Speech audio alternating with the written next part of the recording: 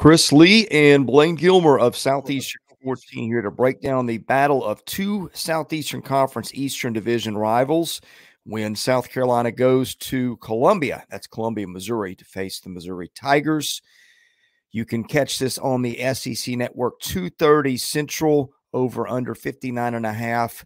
Missouri a 6.5-point favorite. That makes a predicted final score of 33-27. Computers of interest have Missouri a 5-point favorite at FPI. SP Plus, Missouri by 8. Team rankings, Missouri by 5, and Jeff Sager, Missouri by just 3. Average those 5. That is a 6-point Missouri lean there. As always, our channel looks for sponsors. If you're interested, caroline.smith at southeastern14.com. Blayne Gilmer, these are two teams that felt much different emotions leaving Saturday night. South Carolina blew a big lead to Florida, lost that game in the final minute, I believe, to the Graham Mertz and the Gators. Missouri falls down 14-0 at Lexington, Kentucky, steamrolls the Wildcats from then to a decisive win. Both fan bases feeling very different about their programs at this point. Carolina just looking to get back to a bowl. Missouri maybe looking at a double-digit win season. But still, the computers have this as a pretty even game, more even than you would think by the records. Yeah, I'm a little shocked that the line isn't a little bit higher. I know our guy, Charlie Conway, who's in here on all of our live streams, Chris, the big Missouri fan in here on all the live streams with us. And by the way, we do have a lot of live streams, so you need to hit that like button, subscribe, turn on notifications. I know Charlie would be surprised that line's not higher, Chris, but when it comes down to it, I think you're talking about, first of all, I want to know, is there some kind of key to the city deal with the mayors between Columbia and Columbia? We need to know that. Is there something going on the side there? But you've got two really good quarterbacks in this one, Brady Cook and Spencer Rattler, who are playing really, really well. Of course, some talented playmakers and Xavier Leggett and then Luther Burden. It's going to be, kind of strength versus strength in that area, but can South Carolina play better on the defensive side of the ball? And we're going to break down all those matchups inside of the matchups here as we go forward. When the Gamecocks have the ball, averaging 29 points, Missouri giving up 24.9. South Carolina is averaging 6.2 yards per snap, throwing it 58% of the time. Missouri giving up 5.4 per snap. Yards per run and per pass, that's 4.3 and 7.5 for South Carolina, 4.7 and 6.0 for Missouri. Turnover rates, South Carolina 1.8%, Missouri 1.6%. South Carolina gives up a ton of sacks, as we know. Missouri pretty decent at getting to the passer. And look, Spencer Rattler's had a tremendous year. Xavier Leggett has had a tremendous year. They actually found a little bit of a running game recently with Mario Anderson. So there's that. But I think it's going to come down to protecting Spencer Rattler, as has been the case most of the year. Yeah, I mean, that's the deal. Now, I will say for this, it's not as if Missouri is the most efficient at creating havoc, at least if you look at advanced metrics and stuff like that. They are opportunistic. They make plays when plays are there to be made. However, I don't know that they've been as efficient as affecting the quarterback as they would like to be, as you mentioned this year. So maybe Spencer Rattler will have a little bit more time to throw, but Como is and that would be the Como there in Missouri. That is a weird place. I always say weird stuff happens there. So it's going to be, can South Carolina handle the environment? But Chris, we've seen them play a neutral site game against North Carolina, who's undefeated. We've seen them play a game in Athens, against a team that is undefeated, and we've seen them go to Knoxville and play Tennessee, who that's a raucous environment. So I don't think South Carolina will be daunted by the environment when they go to Columbia, Missouri. I just think that you're seeing those numbers creep up. All the advanced metrics for South Carolina on the offensive side, they're creeping up towards average or above average in the run game, stuff like that. They're starting to get some production out of Mario Anderson there with him as RB1. So that's encouraging. The offensive side of the ball, you really haven't been able to complain much about if you're a South Carolina fan, Chris, in my opinion, with the way Spencer Rattler's played, and especially having no Juice Wells most of the season.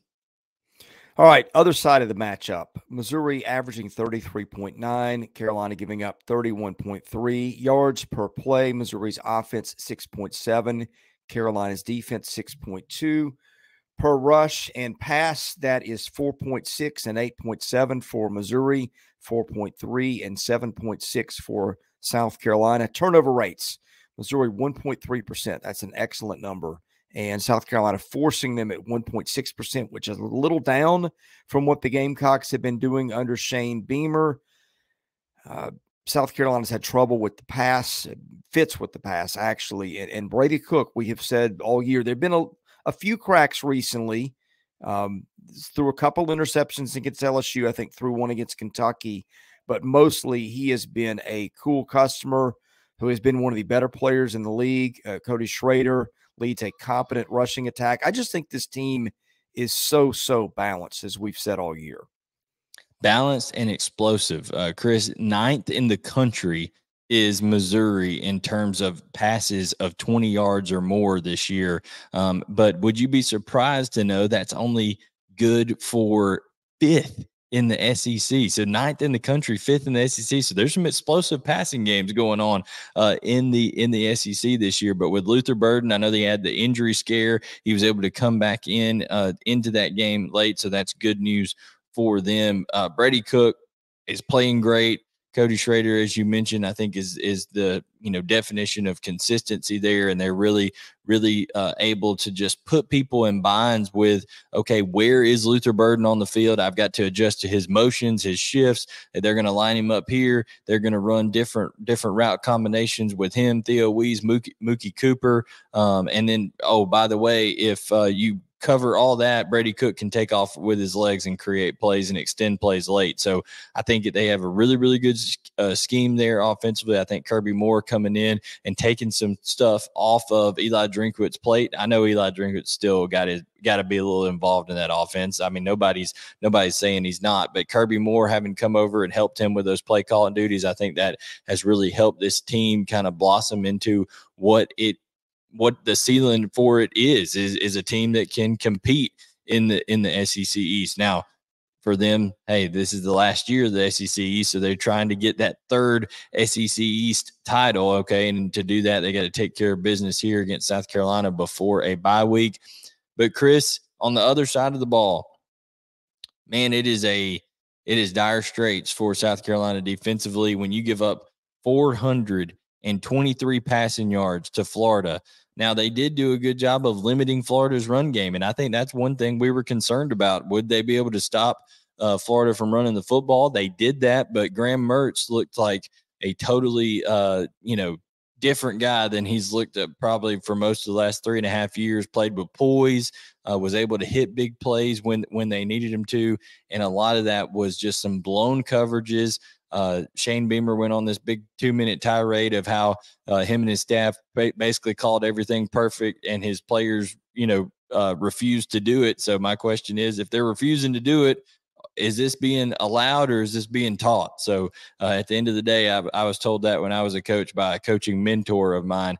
When your players are doing something, you're either coaching them to do it or you're allowing them to do it. So we'll see which it is for South Carolina, and can they get it remedied going to Columbia to face a very explosive Missouri offense. Some other stuff to know. Penalty yards per game. South Carolina 53, Missouri 56, so that fairly even. Special teams, South Carolina rated 30th in the country by SP+.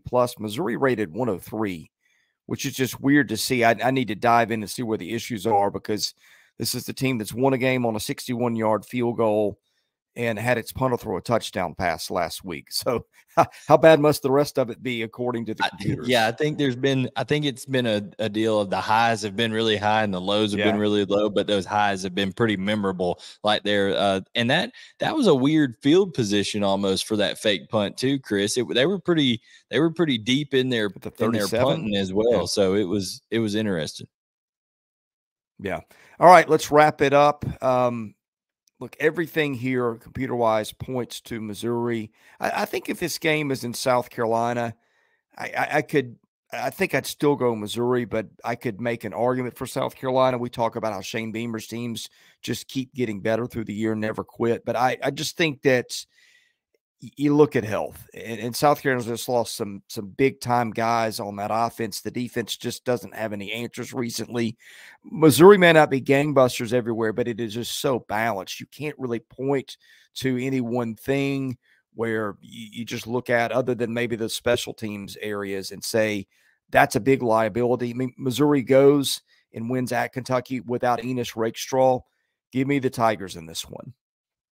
Yeah, I mean, one thing about SEC teams and playing in this league, you're going to be challenged each and every week. You can never come into a game. Look at, Georgia Vandy, for example, all these different games. You can never, no matter who you are, you can never come into a game and think, hey, we're going to have a cakewalk here.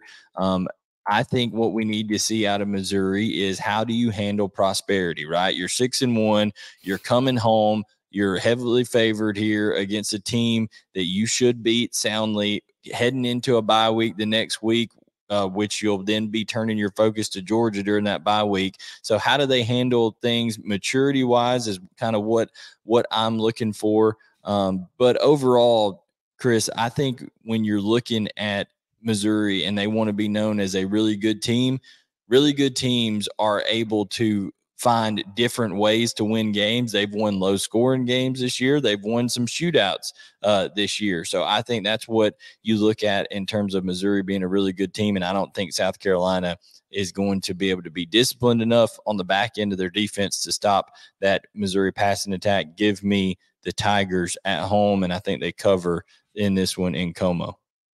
Thank you for watching our preview of South Carolina, Missouri. We are previewing every single SEC game involving FBS teams this season.